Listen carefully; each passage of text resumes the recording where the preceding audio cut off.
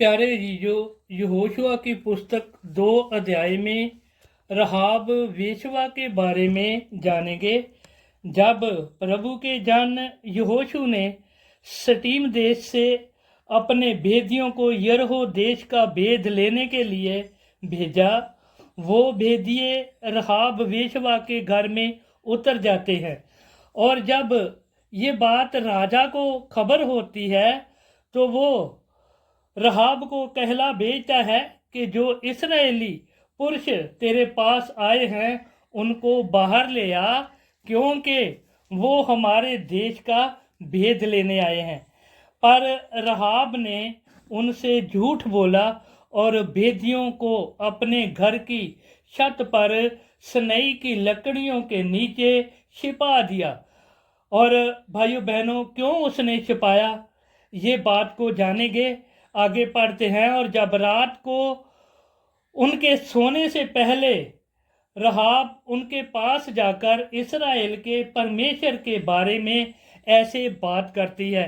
और जब यहोशुआ की 2 अध्याय की 10 पद में हम पढ़ते हैं तो लिखा है कि हमने सुना है कि यहोवा तुम्हारे मिस्र से निकलने के समय तुम्हारे सामने लाल समुद्र के जल को सुखा दिया और तुम लोगों ने सिहोन और ओग नामक यरदन के पार रहने वाले अमोरियों के दोनों राजाओं का सत्यानाश कर दिया। और भाइयों बहनों, ये भेदियों के जाने से पहले रहाब वेश्वा ने ये सुना हुआ था। प्रभु परमेश्वर के बारे में, इस्राएलियों के बारे में उसने सुना है कि कैसे मिस्र से जब प्रभु इस्राएलियों को निकाल कर लेकर आता है तो उनके आगे जंगल के रास्ते में लाल समुद्र आ जाता है, और कैसे इस्राएल के परमेश्वर ने उस समुद्र को 2 भाग कर दिया और जल में रास्ता तैयार कर दिया। और भाइयों बहनों, और ये भी जानती है कि कैसे इस्राएलियों ने अमोरियों के राजा सिहोन और ओग का सत्यानाश कर दिया। ये जो बड़े काम खुदा ने अपनी प्रजा के साथ किए हैं वो रहाब वेश्वा ने सुने हैं प्रभु के बारे में।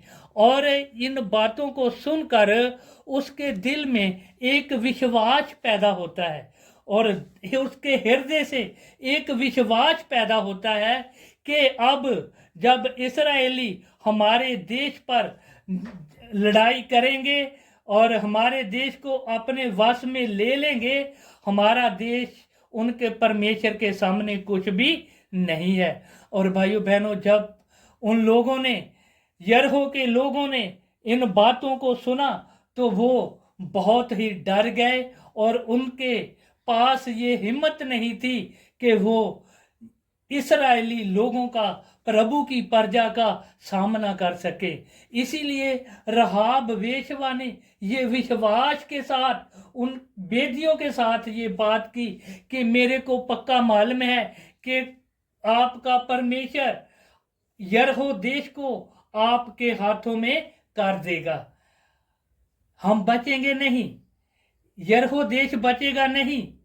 लेकिन मैं अपने बचाव के लिए ये दया तुम पर की है, इसीलिए मैंने ये झूठ बोला है राजा से, मैंने रिस्क लिया है अपने परिवार के ऊपर कि जब ये देश तुम्हारे हाथ में आ जाए, जैसी दया मैंने तुम पर की है वैसी ही दया मैं आप लोगों से चाहती हूँ, क्योंकि मेरा विश्वास है कि तुम्हारा परमेश्वर इस्राएल का परमेश्वर स्वर्ग का परमेश्वर है और वो धरती का भी परमेश्वर है। कोई भी दुनिया की ताकत उसके सामने खलो नहीं सकती है। और वो परमेश्वर, वो अपनी इस्राएल प्रजा के लिए खुद जंग लड़ता है, खुद लड़ाई लड़ता है और इस्राएलियों को विजय प्राप्त करके देता है। और भाइयों बहनों, ये विश्वास जो रहाब वेश्वा का था उसके हृदय से था और उसने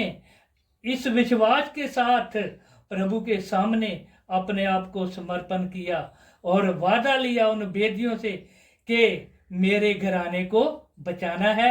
और उसने रात को चोरी से अपने शहर पनाह के साथ, उसका घर था, और खिड़की से रस्सी बांधकर उन बेदियों को उतार दिया और बचा लिया। और भाइयों बहनों, इसी विश्वास के साथ जब हम देखते हैं यहोशुआ 6 का उसका 22 आयत में हम पढ़ते हैं तो लिखा है कि जब यहोशू ने यरीहो देश को नाश कर दिया तो उसने रहाब वेश्वा के विश्वास के कारण और उसने जो हेल्प की थी बेदियों की, उसके कारण उसके पूरे घराने को बचा लिया और इस्राएली प्रजा में शामिल कर लिया। और भाइयों बहनों, ऐसा विश्वास अगर हम आज करते हैं उस परमेश्वर के ऊपर कि वो ही परमेश्वर है जो हमको बचाने वाला प्रभु है, हमको बचाने वाला परमेश्वर है, तो हम विश्वास करके खुद बच सकते हैं और अपने गुनाहों की सजा से, जैसे रहाब वेश्वा एक वेश्या का धंधा करती थी, लेकिन प्रभु ने उसके गुनाह को भी माफ कर दिया, उसके गुनाहों को माफ करके और उसके घराने को अपनी प्रजा में शामिल कर लिया।